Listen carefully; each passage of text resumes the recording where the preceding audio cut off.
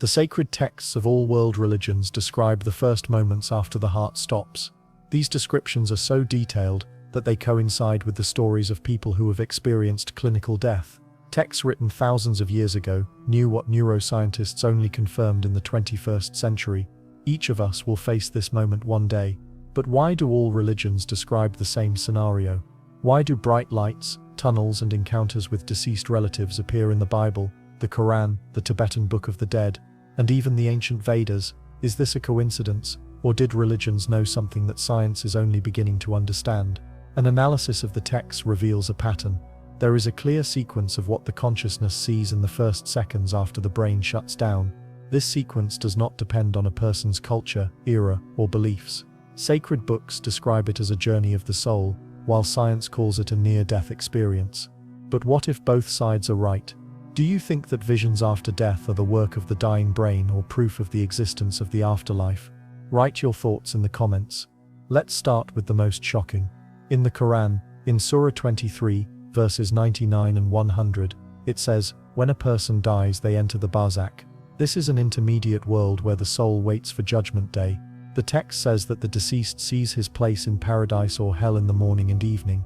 He is shown where he will go after resurrection. This is not a metaphor, but a literal description of the process.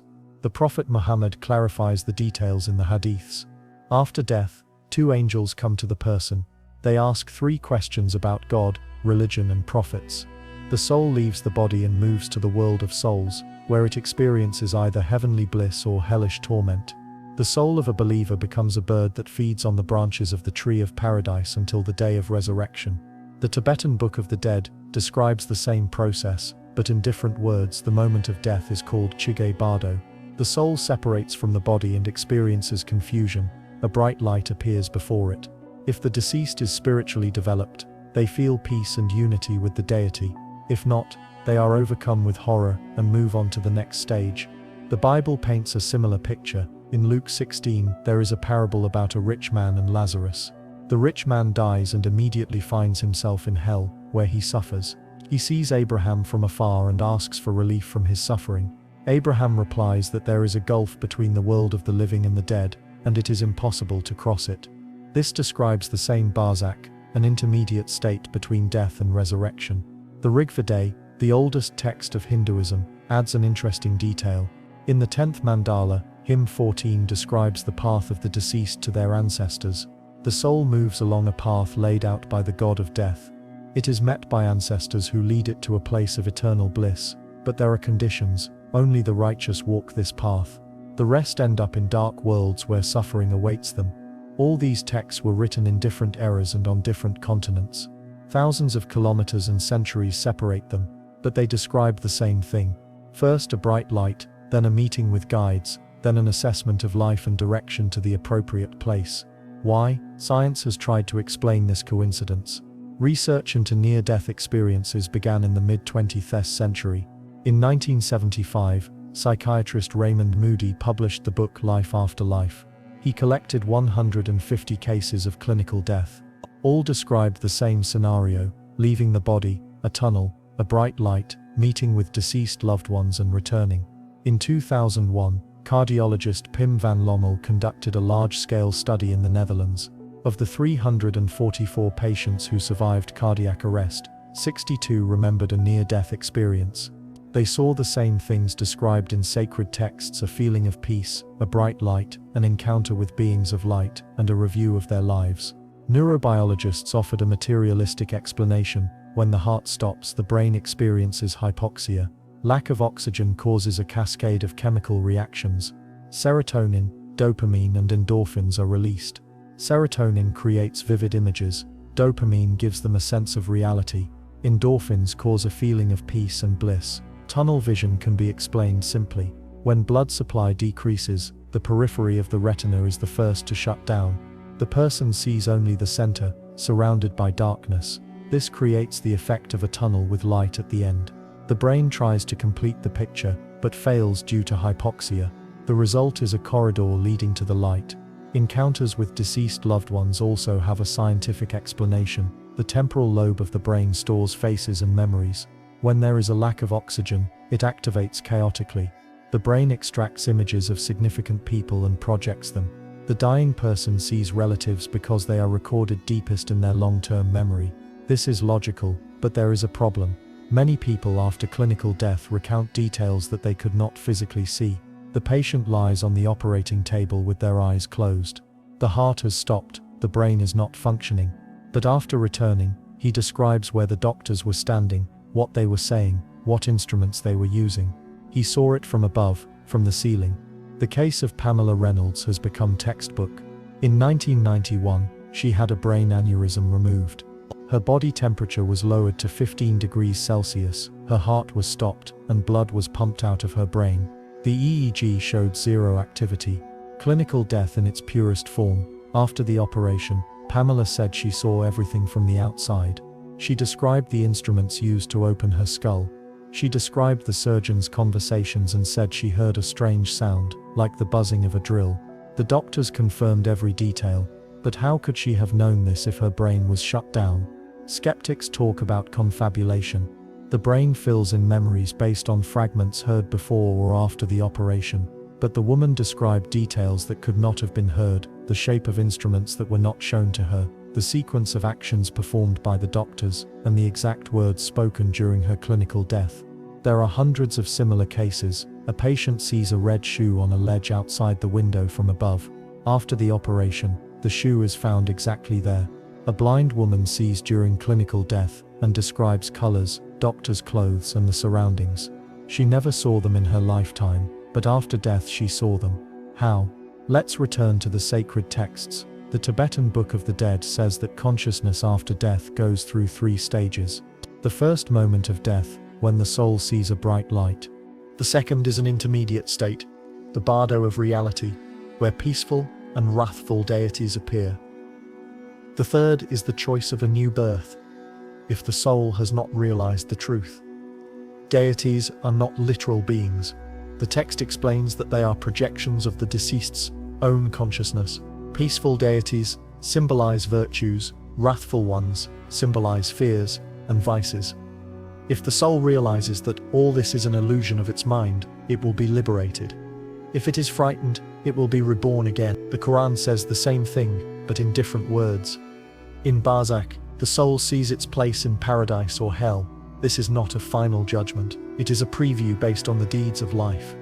The soul understands the consequences of its actions. It sees where its own actions are leading it. In Christianity, there is the concept of a private judgment. Immediately after death, the soul appears before God. It is shown its life, all its actions, thoughts, and words. The soul itself sees where it deserves to go. It is not an external judge who passes sentence. It is an internal understanding that comes when the illusions of earthly life disappear. It turns out that all religions describe the same process. After death, consciousness goes through stages. The first is a bright light and leaving the body. The second is an encounter with images that reflect your life. The third is an understanding of where you are going next. This is not a coincidence. It is a description of the real experience that every soul goes through. But why do modern people see the same thing? Neurobiologist Jimo Borgegin of the University of Michigan conducted an experiment on rats. In 2013, her team recorded a surge of electrical activity in the brain immediately after cardiac arrest. The activity was higher than in the waking state. The brain worked more intensely in the first 30 seconds after death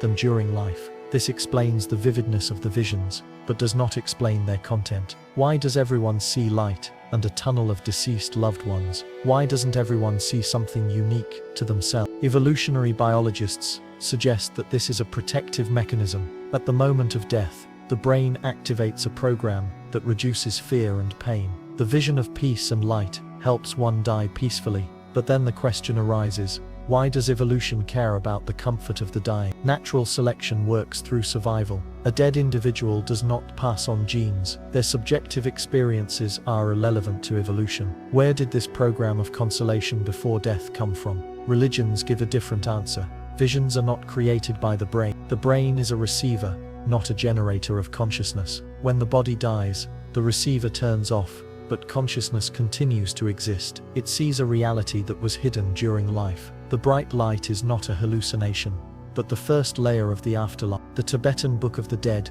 calls this light the clear light of emptiness. It is the basis of reality, pure consciousness without form. If the deceased recognizes its nature, they are freed from the cycle of rebirth. If they are frightened and turn away, the light will dim, and the deities and worlds will begin to appear. This light is also mentioned in Islam. The Prophet Muhammad said that after death, the righteous see a light that illuminates their grave for as far as the eye can see. Sinners, on the other hand, see darkness and feel the pressure of the grave. Light is the presence of divine mercy. Darkness is its absence. The Christian tradition describes light differently. It is the light of Christ that illuminates everyone who comes into the world. At the moment of death, the soul encounters this light, face to face. If it has lived according to the commandments, the light is joyful for it. If it has broken them, the light burns, because it reveals all sins. Interestingly, people who have experienced clinical death often they lose their fear of death, become more compassionate, value material things less, and value spiritual things more. Psychologists call this post-traumatic growth. But why does the trauma of death lead to growth rather than destruction? Perhaps because they saw the truth. When a person returns, they know what they did not know before. Death is not the end. Consciousness continues. There is something beyond the body. This knowledge changes the entire value system. It becomes clear what is important and what is not. But not all near-death experiences are positive. About 20% of people describe a frightening experience, darkness instead of light, a feeling of falling into emptiness, encounters with hostile beings, a feeling of hopelessness and despair. This is also described in sacred texts. The Tibetan Book of the Dead warns of angry deity. They appear in the second stage of bardo. If the deceased has not recognized the clear light, these deities are terrifying to look at. They drink blood from skulls, wear necklaces made of heads, and are surrounded by flames. The text says, "Do not be afraid, these are projections of your mind. They cannot harm you if you understand their nature." Islam describes an interrogation in the grave. Angels with black faces and rough voices come to the sinner. They ask questions that he cannot answer. Then the grave shrinks, causing pain. A window to hell opens, and heat from the furnace comes out of it. The soul suffers in anticipation of Judgment Day. Christianity speaks of purgatory. After death, angels lead the soul through 20 obstacles. At each one, demons demand an answer for a specific sin. If the soul cannot justify itself, the demons take it to hell. Only the prayers of the living and the merits of the deceased help to pass these trials. It turns out that sacred texts describe not only bright visions, they warn that after death, consciousness encounters a reflection of its life. If life was filled with love and goodness,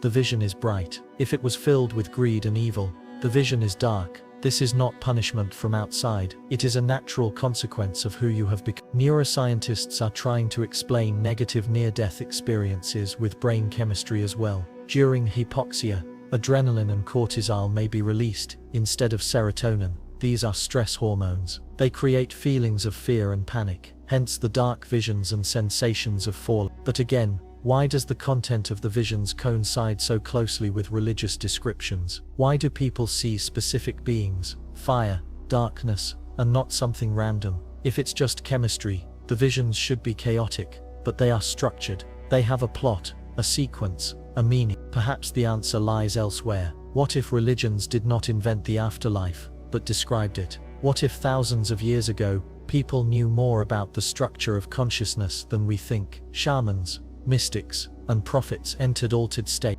They saw the same layers of reality that open up at the moment of death, and recorded what they saw in sacred texts. Tibetan monks practice meditation on death. They consciously go through the stages of bardo while still alive. The goal is to prepare themselves so that at the moment of actual death, they will not be frightened and lose consciousness. They train themselves to recognize the clear light and be liberated. In Islam, there is the practice of zikr, the constant repetition of the names of God. The goal is to fill the consciousness with the light of the divine presence. When death comes, the consciousness will automatically turn to this light. The soul will not get lost in the darkness because it is accustomed to the light. In Christianity, there is the Jesus prayer, "Lord Jesus Christ, have mercy on me." It is repeated thousands of times a day for years. It becomes part of breathing, part of the heartbeat. At the moment of death, when consciousness loses control, this prayer comes up on its own. It directs the soul to Christ, to the light. All these practices are based on understanding. Consciousness after death goes through trials. but you can prepare for them. If during your life you filled your mind with bright images, they will meet you after death. If they are dark, you will meet darkness. You are not a victim of circumstances. You are the creator of your posthumous experience. This is radically different from the materialistic view. Science says that there is nothing after death. Consciousness is a product of the brain. When the brain dies, consciousness disappears.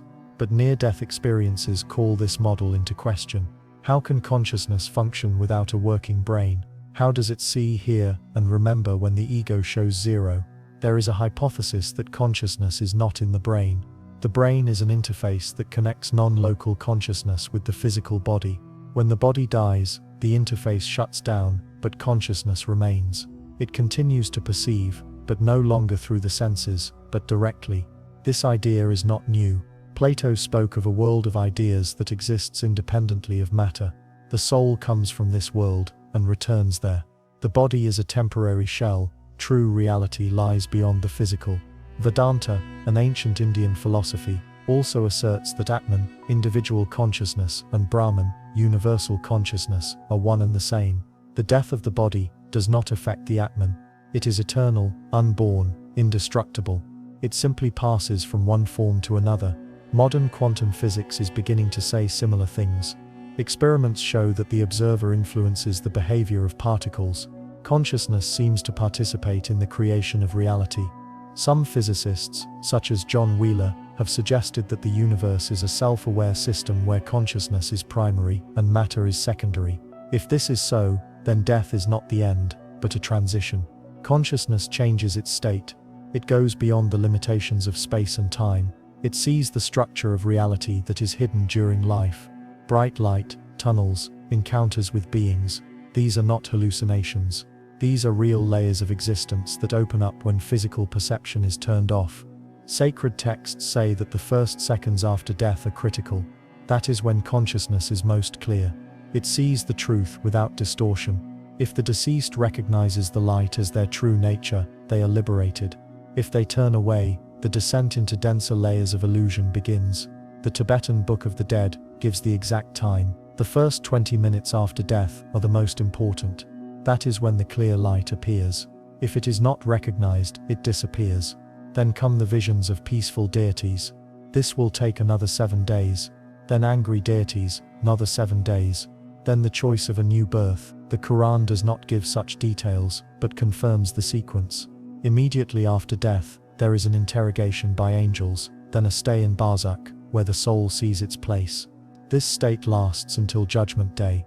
How much time will pass is unknown. For the soul, time may flow differently. Christianity speaks of 40 days. During the 40 days after death, the soul goes through purgatory and receives a temporary place. On the 40th day, its final status is determined before the Last Judgment.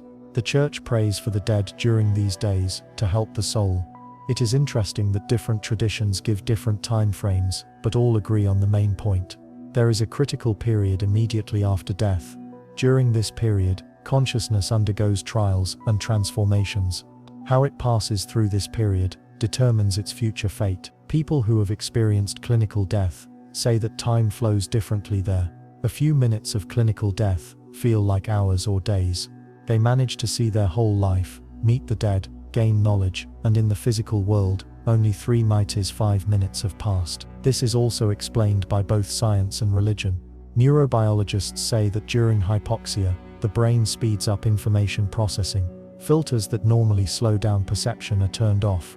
Consciousness sees more in less time. Religions say that there is no linear time in the afterlife. Time is a category of the physical world associated with the movement of matter. In the world of consciousness, time is non-linear. It flows according to the laws of meaning, not seconds. Therefore, a moment can last an eternity, and eternity can fit into a moment. The question arises, if all religions describe the same process, why do they contradict each other in the details? Why is there heaven and hell in one, reincarnation in another, and nirvana in the third? If the experience of death is universal, why are the interpretations different? Perhaps because each culture describes what it sees in its own language. Tibetans see the deities of the Buddhist pantheon, because these images are recorded in their consciousness. A Muslim sees the angels of Islam, a Christian sees Christ. The content of the visions depends on the cultural context, but the structure is the same: bright light, meeting with beings, evaluation of life, choosing the path forward. The names are different, but the process is the same. It's like describing a mountain in different languages. The words differ, but the mountain is the same. Carl Jung, a Swiss psychologist, spoke of the archetypes of the collective unconscious.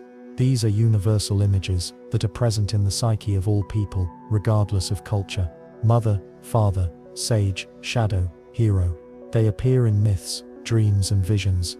Perhaps posthumous visions are also archetypal. Light is a symbol of truth and the divine. Darkness is ignorance and fear. Guides are help and protection. Beings who evaluate life, conscience and justice. After death, consciousness encounters these archetypes in a form that is understandable to the culture to which the deceased belonged. This does not mean that the vision is unreal. Archetypes are real on the level of the psyche. They shape experience. When consciousness is freed from the body, it enters a layer of archetypal reality. There, these images are not symbols, but living forces. So it turns out that the sacred texts are right.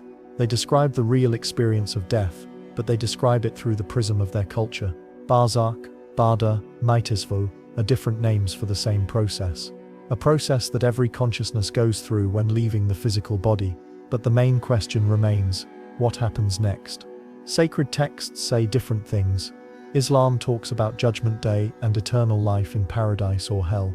Christianity talks about the resurrection of the body and eternity. Buddhism talks about rebirth into a new body or liberation from the cycle of births. Hinduism speaks of merging with Brahman or continuing to exist in subtle worlds. Which version is correct? Or do they all describe different possibilities? What if, after the first stages of death, consciousness chooses its own path? Some go to liberation, some to rebirth, and some remain in the intermediate world. The choice depends on the level of awareness, karma, and spiritual development. This would explain the diversity of post-mortem experiences.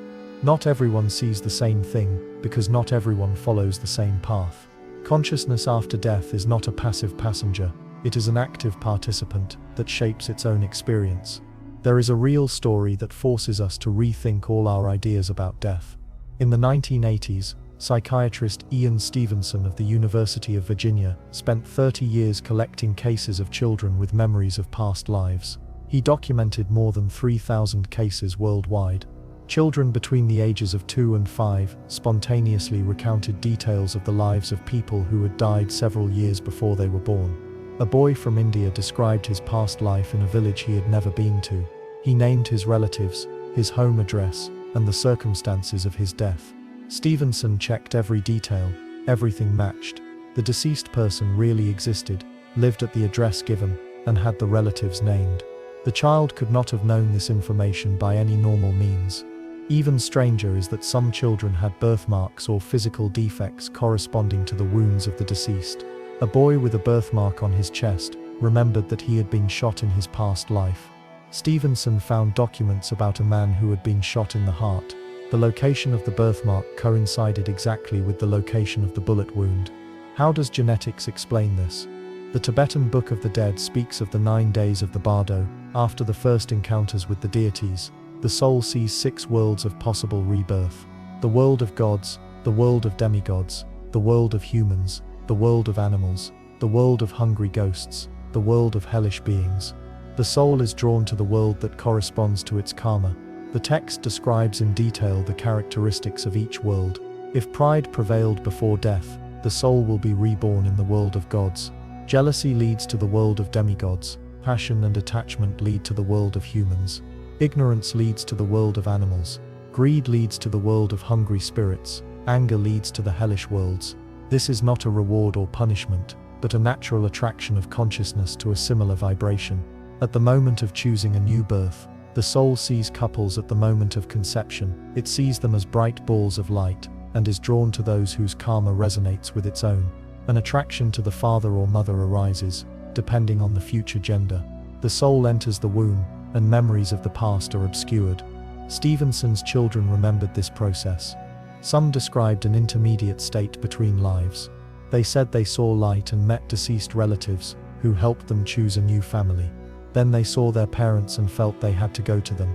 These stories coincide with Tibetan texts written thousands of years ago. Hinduism adds an important detail. Between death and rebirth, the soul passes through Petraloka, the world of ancestors. There it meets those who died before. The ancestors evaluate its deeds and send it to the appropriate world. If the karma is positive, the soul can spend time in heavenly worlds, enjoying the fruits of good deeds. When the merits are exhausted, it returns to earth. The Vedas say that only a few break out of the cycle of rebirth. Most souls are born and die again and again, accumulating and working off karma. This is called samsara, the wheel of rebirth. The way out of samsara, moksha, liberation, is achieved through the realization of the unity of Atman and Brahman, individual and universal consciousness. Buddhism offers a similar but more detailed picture. Nirvana is liberation from samsara, but it is not a place but a state. It is a state of extinction of the three poisons of the mind: passion, anger, and ignorance. When the consciousness is completely cleansed of these poisons, rebirths cease, not because the soul is destroyed, but because the cause of rebirth disappears. Theravada, the oldest school of Buddhism, distinguishes between two types of nirvana. Nirvana with residue is achieved during life. A person is freed from suffering, but the body is still alive. He feels hunger, fatigue, pain, but they do not cause suffering, because there is no attachment. Nirvana without residue occurs after death. The body dies, and there is no more rebirth. The texts do not say what happens to consciousness after that. Mahayana, another school of Buddhism, offers a different goal. A bodhisattva is one who has attained enlightenment, but refuses to enter nirvana. He remains in samsara to help other beings attain liberation. He is reborn again and again of his own volition, retaining his consciousness. His births are not random, but chosen with the aim of bringing maximum benefit. Tibetan lamas have practiced conscious rebirth for centuries. When a high lama dies, he leaves instructions on where and when to be reborn. A few years later, monks search for a child according to these instructions. They find a boy who recognizes the deceased lama's belongings and knows details of his life. The child is recognized as the lama's incarnation and continues his work. The Dalai Lama is the 14th incarnation in the line. He was found at the age of 2 in a village far from Lanas. He recognized objects that belonged to the previous Dalai Lama.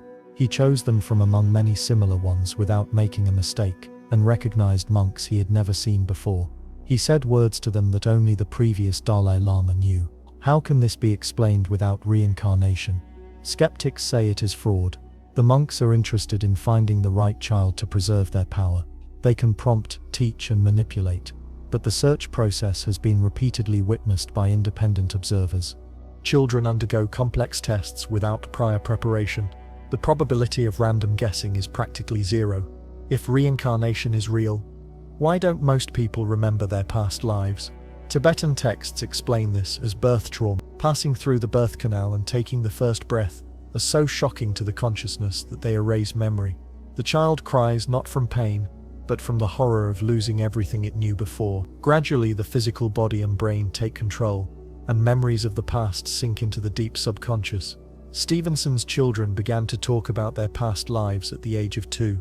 By the age of 7, the memories faded and disappeared. The brain developed, a new personality formed, and old memories were supplanted. But in the first years of life, the connection to the past is still strong. The consciousness remembers what happened before birth.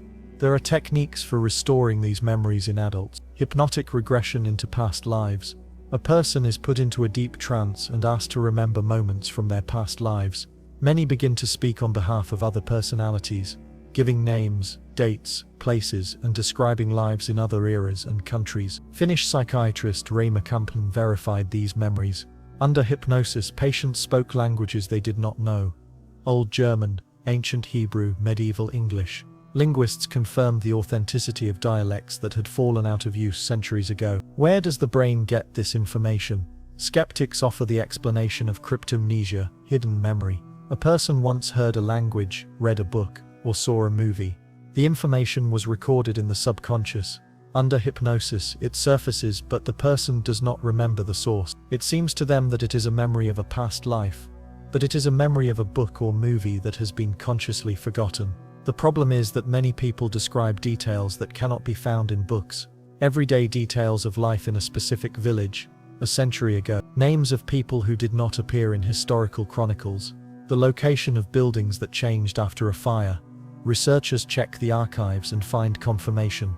The person is right about the details that are not found in any source. As Carl Jung said about the collective unconscious layer of the psyche, common to all of humanity, it stores the memories of ancestors, archetypes, myths. Perhaps under hypnosis, a person connects to this layer and sees not their own past lives, but the lives of other people recorded in the collective memory of humanity. This would explain the accuracy of the details without reincarnation, but it does not explain the emotional connection. People who remember past lives experience them as their own. They feel love for those people, fear of those events, and cry over losses that occurred centuries ago. This is not viewing someone else's memories, it is reliving one's own experience. Abrahamic religions deny reincarnation. Judaism, Christianity and Islam teach that the soul lives only once. After death, it awaits resurrection and judgment day, then eternity in paradise or hell. No rebirths. Life is unique, and eternity depends on it. But there is an interesting detail. In early Christianity, there were groups that believed in reincarnation. Origen, one of the fathers of the church in the 2nd century, wrote about the pre-existence of souls. He believed that souls existed before the birth of the body, and could be incarnated many times for purification. His teaching was condemned as heresy at the Fifth Ecumenical Council in 55. Why did the Church reject reincarnation? Perhaps because it made salvation less urgent. If the soul has many lives to correct itself, why rush? Repentance can be postponed until the next life. This undermined the authority of the Church, a church based on fear of a single judgment after a single life. Kabbalah, a mystical branch of Judaism, preserved the doctrine of reincarnation. Gilgul, Neshama, the cycle of souls. The soul is reincarnated several times to fulfill its mission. If it does not succeed in one life, it returns in another. This is not a punishment, but an opportunity to complete what has been started. In Islam, there is no official reincarnation, but Sufis, the mystics of Islam, speak of the states of the soul after death. Barzakh is not just waiting, it is a process of transformation. The soul passes through different levels of reality, purifies itself, and prepares to meet God. Some Sufi texts hint that this process may include a return to the material world. The Druze, a religious community in Lebanon and Syria, openly believe in reincarnation. They believe that immediately after death, the soul is reborn into a new body without an intermediate state. The number of souls in the universe is fixed. They circulate between bodies. Druze children often remember past lives. Stevenson studied many cases among the Druze. The accuracy of the memories is striking. It turns out that within the Abrahamic religions, there is a current that recognizes reincarnation. Official doctrine rejects it, but mystical traditions have preserved it. Why? Perhaps the mystics had direct experience.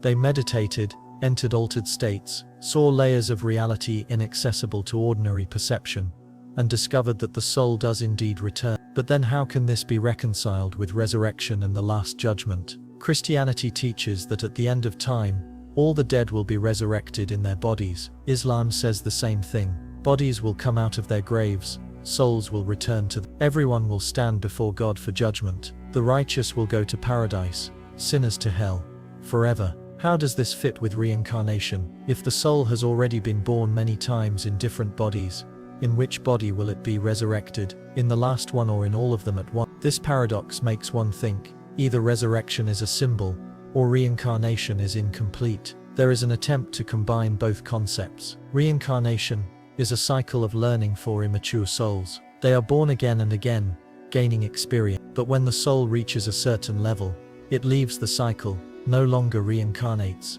waits for the end of time in an intermediate state, and is resurrected at the Last Judgment, for the final determination of its fate. Then it turns out that both systems are right. Reincarnation is for those who are still learning. Resurrection is for those who have completed their studies. Barzakh in Islam. Purgatory in Christianity is the intermediate state for those who leave the cycle. They await the final judgment, not a new birth. But the sacred texts do not speak directly about this. This is an interpretation, an attempt to reconcile contradictions. Traditional Christianity and Islam are categorically opposed to reincarnation. For them, there is one life, one judgment, there is one eternity. This makes every choice critically important. There are no second chances.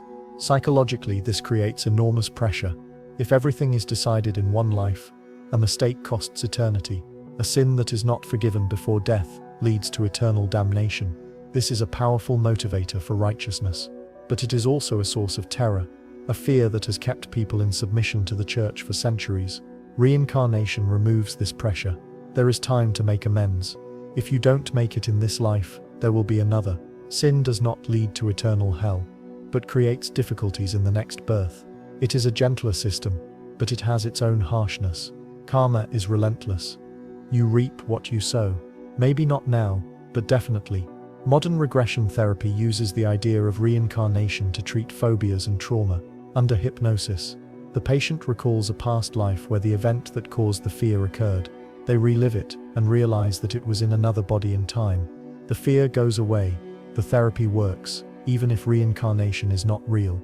It is enough that the subconscious believes in it. But there are cases where the effect cannot be explained without real reincarnation. A woman had been afraid of water all her life.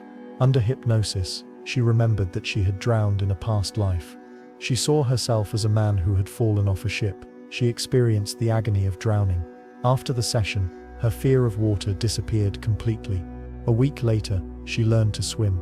How did the subconscious create such a detailed and therapeutically effective story? The brain is amazingly inventive. It creates dreams, hallucinations, false memories. Perhaps under hypnosis, it constructs a story of a past life to explain an inexplicable fear. This story is not true, but a psychological tool, yet it works because it provides meaning. However, some regressions provide information that cannot be fabricated. The patient describes a battle, names the regiment and the date. Historians verify that the battle took place. The regiment existed. The officers served. The details match archival documents that are not available to the public. The patient is not a historian and has never studied this era. Where did this knowledge come from? Either he is connected to a collective field of information, or he was really there. Both hypotheses go beyond the scope of materialism. If information is stored outside the brain, then there is non-local consciousness. If a person remembers their past life, then there is reincarnation. In any case, death is not the end of consciousness. Let's return to the Last Judgment. Christianity describes it in the Gospel of Matthew, chapter 25. Christ will come in glory, gather all nations, and separate the righteous from the sinners, as a shepherd separates sheep from goats. He will say to the righteous, "Go to the kingdom prepared for you from the beginning of the world." To the sinners he will say, "Go to the eternal fire prepared for the devil and his angels." The criterion for judgment is unexpected, not observance of rituals, incorrect belief, but works of mercy. Did you feed the hungry, give drink to the thirsty, welcome the stranger, clothe the naked, visit the sick and those in prison? Christ says that you did it to one of these little ones. I was judged by my deeds, not by my words. This is radically different from the idea of judgment by faith. Many Christians believe that salvation through faith in Christ is secondary. But Christ, in his description of the Last Judgment, does not ask about faith, he asks about deeds. The people who were found righteous did not even know that they were serving Christ, they simply helped those in need. Islam describes Judgment Day in more detail. In the Quran Surah 82, it is said that the sky will split, the stars will scatter, and the seas will overflow. Every soul will know what it has done, and what it has left behind. Surah 81 adds, the sun will be rolled up, the stars will fade, the mountains will shift, pregnant camels will be left unattended. Signs of the end of the world. Then the dead will rise, the angels will trumpet, graves will open, people will come out, not understanding what has happened. The book of deeds will be opened before everyone. The righteous will receive the book in their right hand, the sinners in their left. Everything is recorded in the book, every word, every thought, every deed. Nothing is hidden. Then there will be weighing. Good deeds on one side of the scales, evil deeds on the other. Good deeds will outweigh evil deeds in paradise, and evil deeds will outweigh good deeds in hell. But there is Allah's mercy. He forgives whomever he wants. Sincere repentance before death can outweigh years of sin. The intercession of the Prophet Muhammad also plays a role. This is not an automatic judgment, but a consideration of all circumstances. It is interesting that both religions speak of the publicity of the judgment. Everything secret will become apparent. Sins hidden from people will be revealed to everyone. This is psychological horror. The worst punishment is the realization that everyone will see your dark side. Your wife will learn about your infidelities, your children about your hatred for them, your friends about your betrayal. The masks are torn off, the illusions are destroyed. But there is also consolation. Good deeds hidden during life will also be revealed. Secret alms, unnoticed help, sacrifices that no one knew about. Everything will be taken into account. Those who did good without publicity will receive their reward. Those who did good for show have already received their reward in the form of people's recognition. It will remain at the judgment. This is an important detail. Motivation matters. Not just what you did, but why. Did you help for the sake of helping, or for the sake of praise? Did you pray for God, or for reputation? The internal is more important than the external. The judgment evaluates the heart, not just the actions. After the judgment comes heaven and hell. Christianity and Islam describe them similarly. Paradise is a place of eternal joy, light, and closeness to God. Hell is a place of eternal torment, darkness, and distance from God. But the details differ. Christian paradise is more spiritual. It is communion with God, knowledge of the truth, and love. Islamic paradise is more physical, with gardens, rivers, luxury, and pleasure. The Quran describes paradise in sensual terms. Rivers flow with water, milk, wine, and honey. Fruits grow that have never been seen on earth. The righteous recline on carpets, leaning on pillows. They are served by eternally young youths. The righteous are awaited by houris, virgins with large eyes like pearls. This is the reward for patience and faith. Skeptics criticize this as a materialistic paradise, an eternal party with food and pleasures. But Islamic theologians explain that the descriptions are symbolic. The Quran speaks in a language understandable to people of the 7th century. The reality of paradise is beyond words. The descriptions are approximate, like describing color to a blind person. They give direction, but not the full picture. Christianity says that in paradise, people will neither marry nor be given in marriage. They will be like angels. Physical desires will disappear, leaving only spiritual ones. Love for God so surpasses earthly pleasures that they will seem insignificant. Contemplation of God will be a source of endless joy. Hell is also described in different ways. Christian hell is a lake of fire, where sinners burn forever. Islam details 7 levels of hell. Each is for a different type of sinner.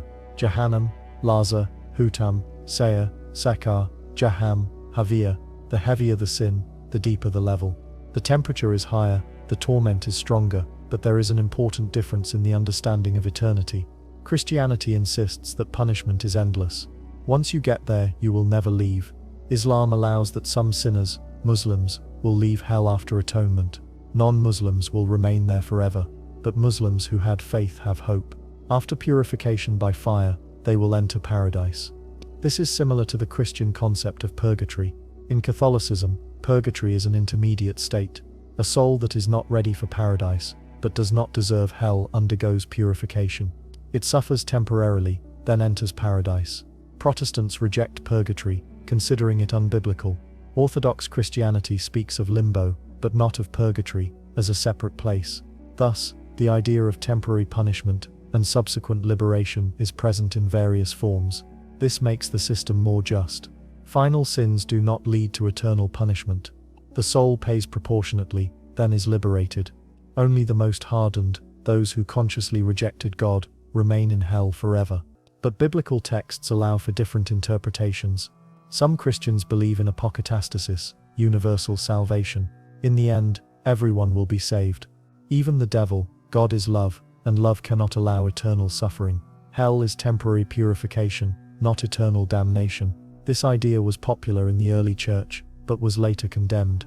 Origen taught apokatastasis. He believed that evil cannot be eternal, because God is in everything.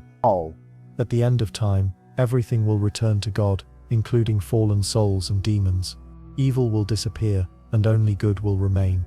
The Church declared this heresy, but the idea lives on. Many modern theologians are returning to it. If apokatastasis is true, then the Last Judgment is not the end, but a stage.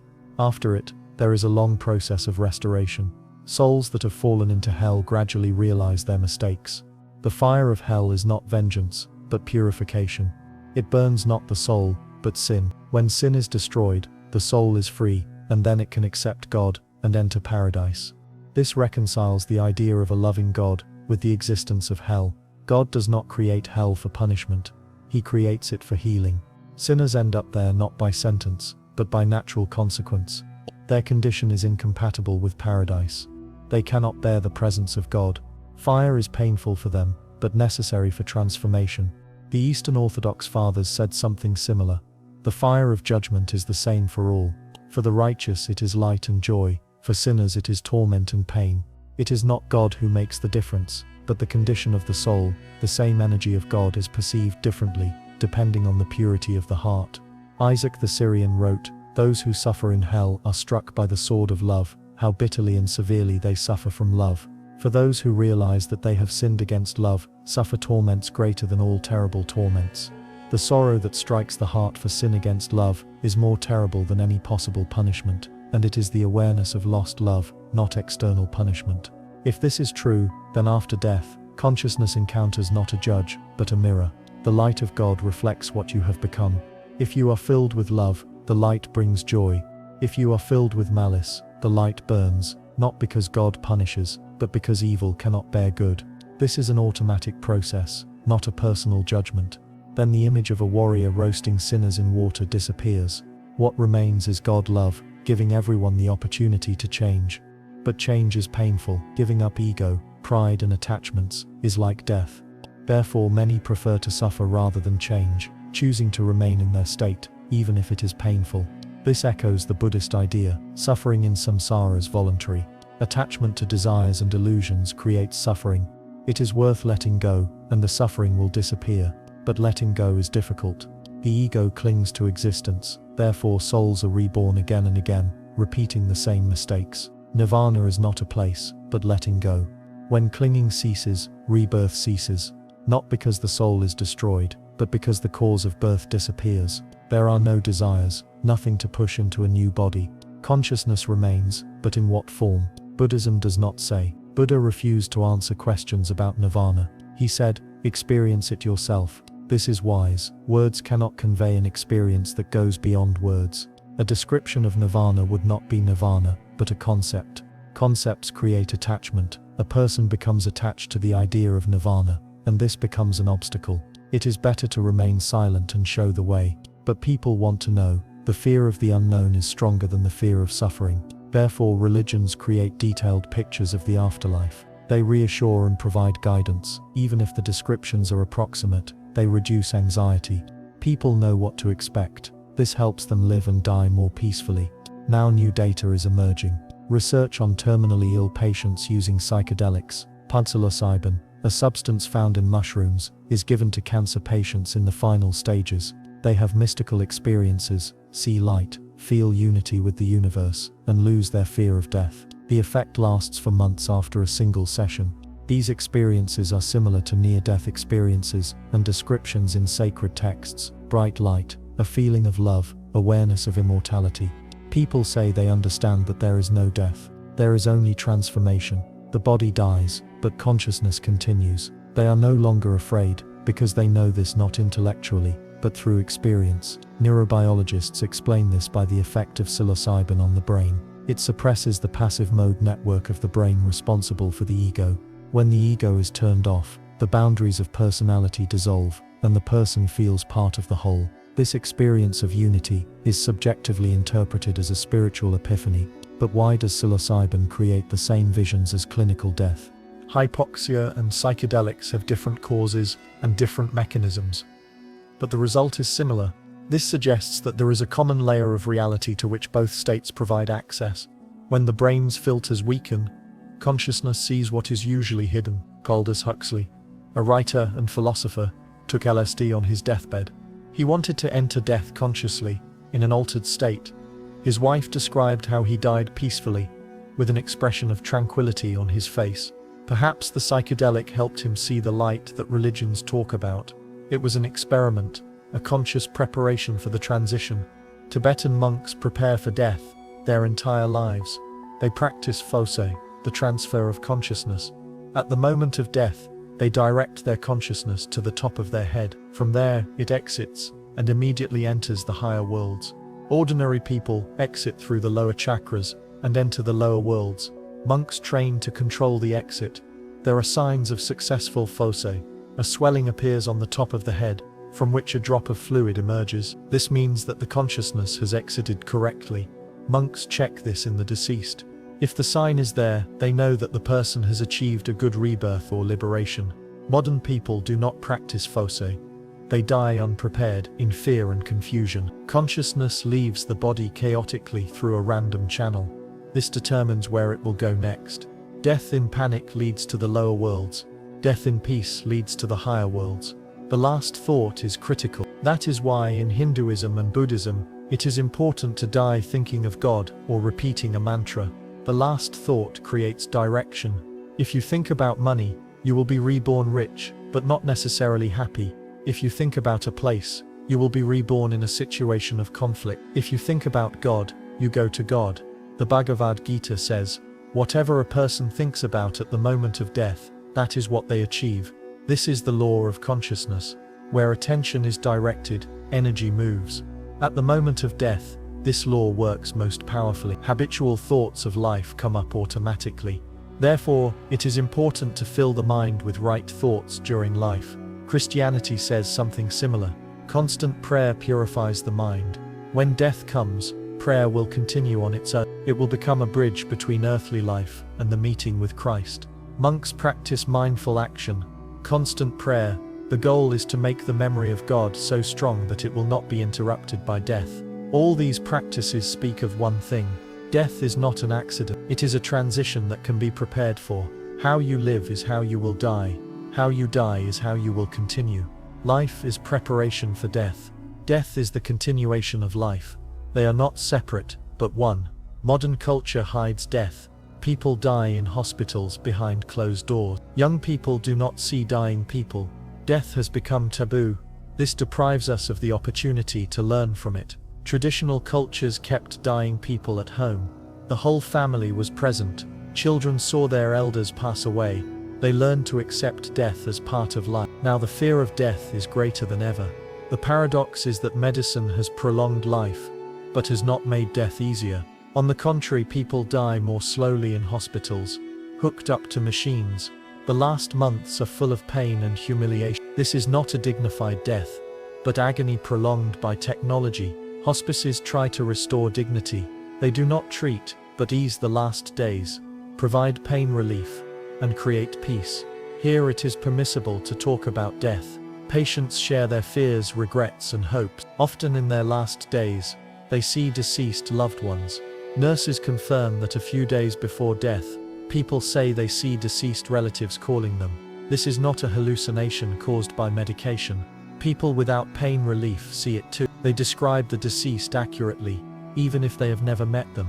They see a grandmother who died before they were born and describe her appearance and character. Relatives confirm how the dying person knows this. Doctors call this terminal awareness. In the last days, sometimes hours, consciousness clears. Patients with dementia suddenly recognize their relatives, speak coherently, then fade again and die, as if consciousness returns completely for a moment before leaving.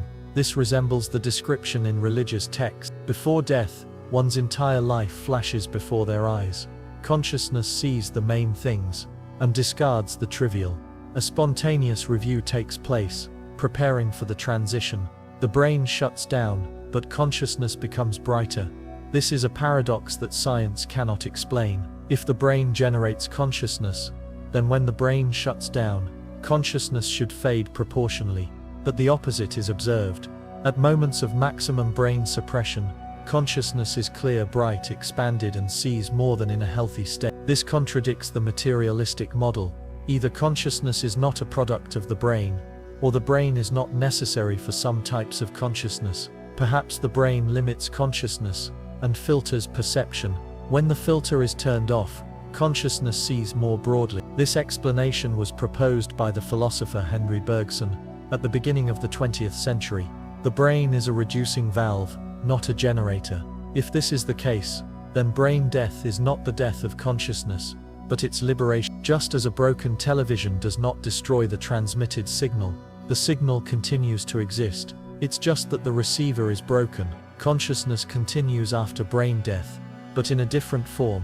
What form? Religions speak of a subtle body. After death, the soul possesses a body, but not a physical one. It is made of subtle matter, invisible to the eye, but capable of perceiving and acting. In this body, the soul travels through the afterlife. Hinduism calls it Sukshma Sharira. It consists of prana, mind, intellect and ego. It is the carrier of karma. It retains the impressions of all lives. When the soul is reborn, the subtle body enters a new embryo, bringing with it the inclinations, talents and fears of the past. They will manifest themselves in the new life. This explains child prodigy. A 3-year-old child plays the violin like an adult virtuoso. No one taught him.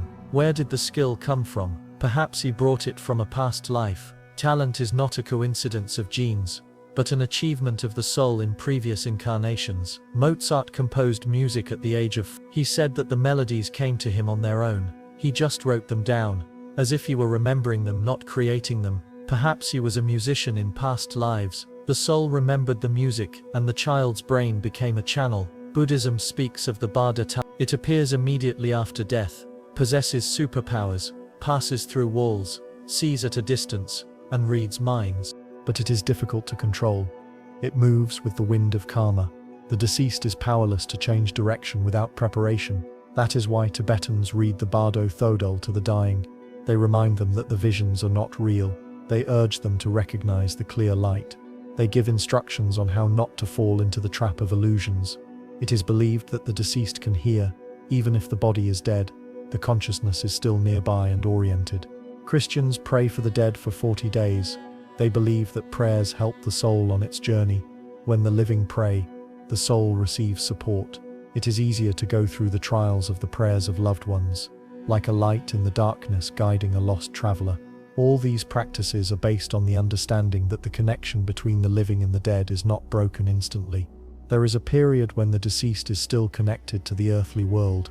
At this time, the living can help. Then the soul moves on and the connection weakens. Spiritualists try to communicate with the dead through mediums, conduct seances, ask questions, and sometimes receive answers containing information that the medium could not have known. Skeptics explain this as cold reading or psychological tricks, but there are cases where this explanation does not work. The medium describes the deceased relative, accurately naming someone that no one knew. They recount an event known only to the deceased and one living person. The living person confirms, how did the medium know this? Either they are reading the thoughts of the living, or they are truly communicating with the dead. Religions are cautious about necromancy. The Bible forbids summoning the dead. So does the Quran. The reason is that communicating with spirits is dangerous. It is not always the spirit of the deceased that comes. Deceptive entities may come, pretending to be the deceased. They manipulate the living and mislead them. Tibetan Buddhism recognizes the existence of different types of spirits. Some are stuck between worlds, having died suddenly without realizing they are dead. They wander around trying to return to life. The living sometimes sense their presence. Houses where violent deaths have occurred become haunted. This explains the phenomenon of ghosts. Not all of the dead move on. Some linger because of attachment or misunderstanding. They see the living and try to interact with them, but they have no physical body. They can only influence on an energetic level. Cold sounds, movement of objects. Orthodox Christianity speaks of demons that can appear in the form of the dead. Their goal is to cause confusion and push people to sin. The Church recommends not trusting visions of the dead indiscriminately, checking spirits, praying, and asking God for clarity. Islam is categorical. The dead do not return. There is an impassable barrier between the world of the living and the barzakh. If someone sees a deceased person, it is either a dream or a jinn that has taken on that form. Jinn are creatures of fire that can change shape. They can deceive people by pretending to be spirits of ancestors. It turns out that all religions warn against gullibility. The afterlife is real, but it is not safe. Not everything that comes after death is benevolent. There are forces that take advantage of the vulnerability of the dying and the dead. Therefore, protection, prayer, knowledge, and community are necessary. One of the most mysterious questions is, what do the dead feel when they look at the living? Can they see us? Hinduism says that the souls of ancestors watch over their descendants, rejoice in their successes, and mourn their failures. Rituals in memory of ancestors are important. They are not just a tribute to tradition, but real help. Ancestors receive energy from offerings. This eases their condition. In Chinese culture, ancestor worship is the basis of religion. Dead family members do not disappear. They become patrons of the living. Altars are set up for them, food is brought to them, advice is sought from them, and it is believed that ancestors influence the fate of their descendants. If they are not honored, they can cause harm. Christianity does not encourage such worship. One can only pray to God and the saints, but it is mandatory to commemorate the dead. The Church prays for them during the liturgy. The names of the deceased are recorded in the synodic and read aloud. It is believed that this helps the souls in the afterlife. Perhaps all these practices have a real basis. Perhaps the connection between the living and the dead is not superstition, but fact. Modern physics reveals that at the quantum level, everything is connected. Entangled particles influence each other instantaneously, regardless of distance. If this works for particles, why not for consciousness? Perhaps consciousness is also entangled. Love, blood ties, and shared experiences create a bond that death cannot break. When the living think of the dead feel it. When they pray, energy is transferred. This is not mysticism, but the physics of consciousness, which we are only beginning to understand. If this is true, then death is not separation. It is a transition to another form of existence. The dead do not disappear, but become invisible. They are nearby, on another level of reality. We cannot see them, but they can see us. Sometimes we feel their presence. A sudden warmth, a smell, a melody, a thought. This is how they let us know they are here. People who have lost loved ones often talk about such signs. A butterfly landed on my hand on the anniversary. A rainbow appeared after the funeral. A song that the deceased loved played by chance. Skeptics call this opium, a search for meaning in chance. But for those who are grieving, it is a consolation, a feeling that the departed has sent a message. Maybe it's not an illusion. Maybe the dead are really trying to get through, limited in their means, but doing what they can. A butterfly, a rainbow, a song are ways of saying, I'm here, everything is fine, don't grieve. That's enough for the living to feel the connection. Sacred texts say that the first moments after death are the most important. It is then that the future fate, choice of path, direction, and level are decided. Everything is determined by the state of consciousness at the moment of death. That is why the last thoughts, last words, and last feelings are so important. For centuries, sages have taught, live so that you do not fear death, die so that you do not regret your life. Death is not an enemy, but a teacher. It shows what is important. In the face of mortality, everything superfluous falls away. What remains is the essence of love, meaning, connection. When people survive clinical death, they change. They understand that life is short. They stop wasting time on empty things. They begin to appreciate their loved ones, nature, simple joys. This is not fear of death, but gratitude for life. They know that there is something after, but for now they want to live life to the fullest. This is the main lesson of death. It is not the end, but a boundary. Beyond the boundary is another reality. You will learn about it when the time comes. In the meantime, live, love, create, learn every day. Prepare for the transition by filling your life with meaning. Then death will not be a horror, but a liberation, not a loss, but a gain. The sacred books have given the answer. In the first seconds after death, consciousness sees light, meets guides, experiences a review of life, and moves to a place corresponding to its state. This is not fantasy. It is the structure of reality, hidden from the living, but revealed to the dying. Everyone will go through this sooner or later. Knowing this makes life more meaningful, and death more peaceful. The path is open. All that remains is to walk it.